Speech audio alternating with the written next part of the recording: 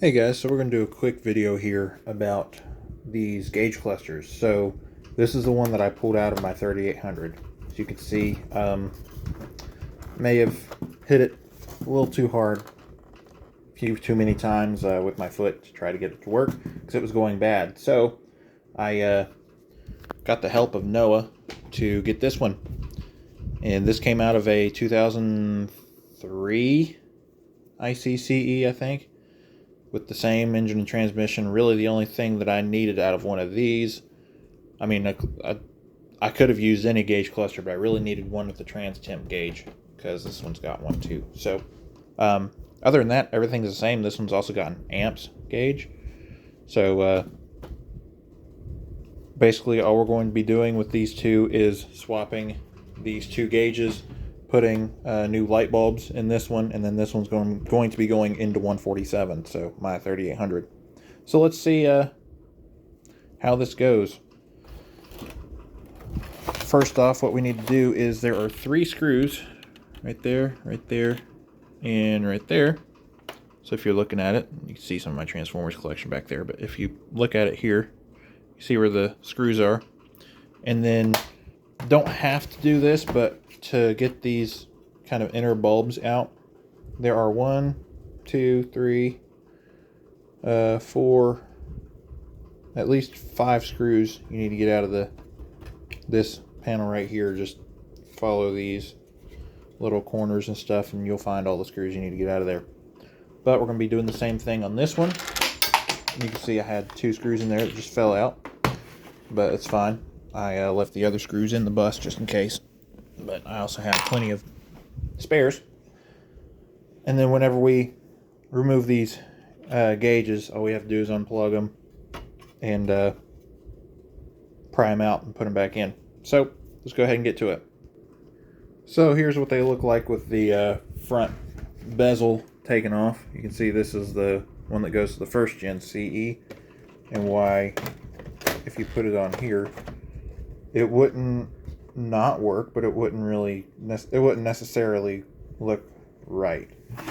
But maybe this one would look better on here. Just kind of eyeballing it. It's not quite straight, but that one actually doesn't look too bad that way. So if you're thinking about customizing your gauge cluster a little bit, there's some things that you can think about. But we just need to gently pry these gauge faces off of here and off of here, and then we'll continue from there.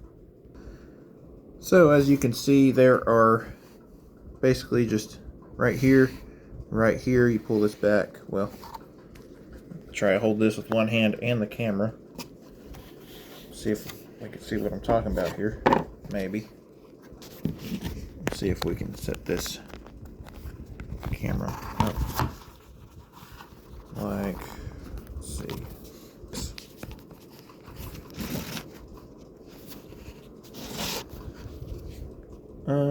Try and get something that's going to lean back on a little bit.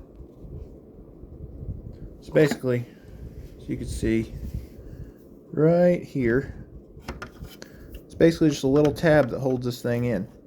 So pry it open and pull it out, and that's pretty much all we're going to do here, and unplug it from the back. I'll show you how to do that too. Alright, we got the odometer out here. You see it says 158,802 on there. I accidentally broke this little front piece off, but I don't think it's going to matter too much. I think it was mainly just for a mounting point for the faceplate here. So I'll go ahead and gently pry this one off too. I'll kind of show you what I was talking about. Unfortunately, you do need 2 hands to get that gauge out of there. So basically all you got to do is come back here,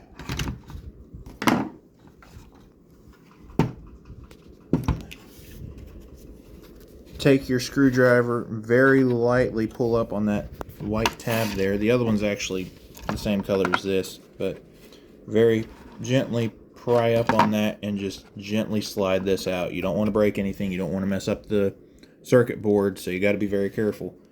And then after you've unplugged it, you come back around, and basically you just want to pull on one side here, and then just kind of gently wiggle it out, pull on the other side, gently wiggle it out, and then once you've got it unlatched from both sides and pulled out a little bit, it just comes right out. That's the hard part, is actually getting the gauge out. So good luck, and have fun. A probably useless but neat little bit of information is these are actually a little bit different. The font and the size of these are a little bit different. So this came out of the 3800 and this came out of the first gen CE. So good thing is, whenever you're doing all this, you can pick and choose what you want. So I just thought that was neat. I'm going to be putting the first gen CE ones back in because I like the larger font here, so larger text. But yep, I just thought I'd share that. Another little bit of information that is greatly helpful. It is much easier if you have two flathead screwdrivers. You just pry these two ends apart and then just kind of scoop it out. Makes this much easier. So I actually have a smaller flathead here as well as this larger one, but they're both still pretty small. Just one's larger than the other. But I found that makes things much easier. So yep. On to the next portion of the video. So going back to prying these gauges out, you can see actually on the back end it tells you which gauge goes where, odometer and hourmeter. But those three little pins in there, you do not want to bend those, so you got to be very careful getting these things out. They are very easy to get out still, but you just got to be careful doing it. So just wanted to mention that. Also, I think it's funny. It says, warranty void if removed, but it's a 20-year-old school bus with, well, 236,101 miles. So I think it's a little bit past warranty.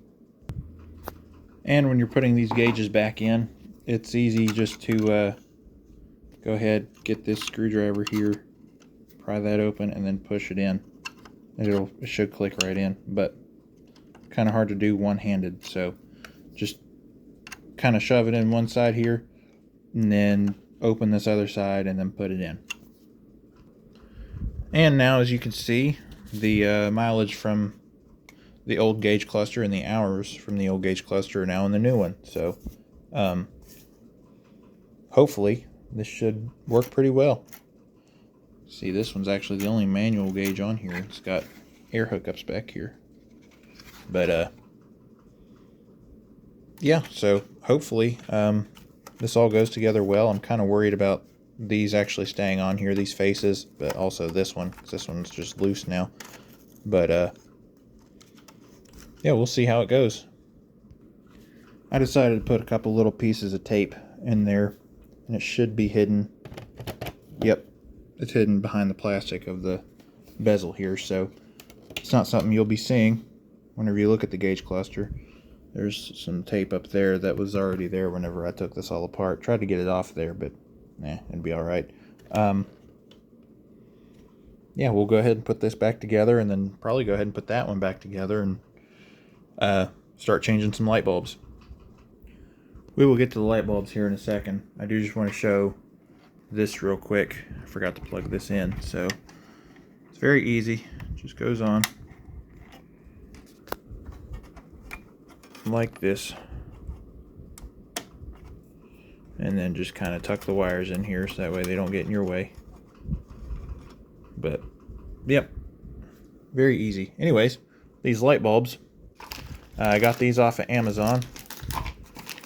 Now they come in packs of 20, but I needed 25, so I had to order another pack that I don't have in yet. So the finished product, gauge cluster in the bus, will be in a different video, probably one of the update videos. If I remember, I'll link it in the description. But these light bulbs, I think they were like 14 bucks on Amazon for all 20, and they come in the same little bag, but the bulb and the base are separate, so you have to plug the bulbs into the base.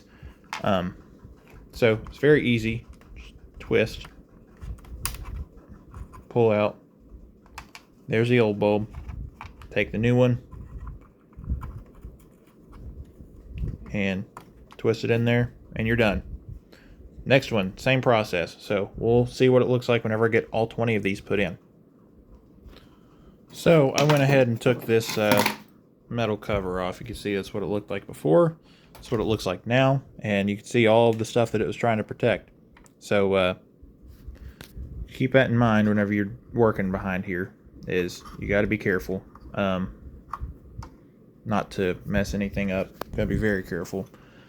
I hope this is a good idea, but I took my adjustable wrench, some of these that are harder to get out, not putting very much pressure on it at all, just to twist them out. Some of these are kind of stuck in there, so very easily, very carefully, just enough leverage to get them loose. You can hear them click loose like that, so there we go. Now 5 of these I'm not going to be able to replace, but package should be coming in today, in theory. Also, I assume this one can come out, but I'm not sure. Looks like the same bulb. Yeah, so we'll just say that one is the same bulb. And if it doesn't work, I'll replace that one too. But you just line these up, twist them in there, and they'll click.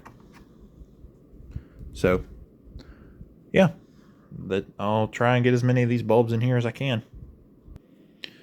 So, some of these aren't really clicking in place, but it looks like the connections on the side of the lights, which are these little brass-looking pieces, are touching the silver pieces, and that's what you need. So, I'm hoping that works out, but I guess we'll find out, and stay tuned for the next video whenever I do end up actually getting to see this and see it hopefully working.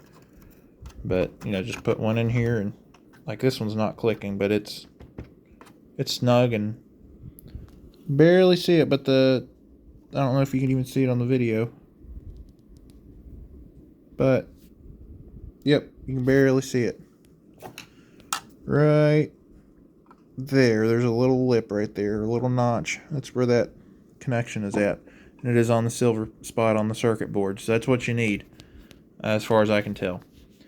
Honestly, I'm not very knowledgeable on a lot of this kind of stuff, but this is the way it's been explained to me, and, you know, it's a pretty easy process so far. So, yeah, we'll get to the next part of the video. Hopefully, I just got a notification that my stuff is out for delivery, so maybe I'll go down there and wait on it, because I do not live too far from the post office where it should be coming from. So, yep. Well, I guess I was actually about 7 short, or 1, 2, 3, 4, 5, 6, 7, 8, 9 short, not 5 short, or 10 short, I guess. There's one that goes right there too that I didn't get, but yeah, I guess it's gonna be about it for this video, since I can't really finish it. But oh, well, there go the lights that I had loose. It's all right. I'll just take them out. I know where they go. And where all these lights go, it's all right. It's kind of hard to miss whenever you know what you're looking for. So, anyways, hopefully this gauge cluster will work better than the other one I had. It's kind of luck of the draw whenever you get them used. But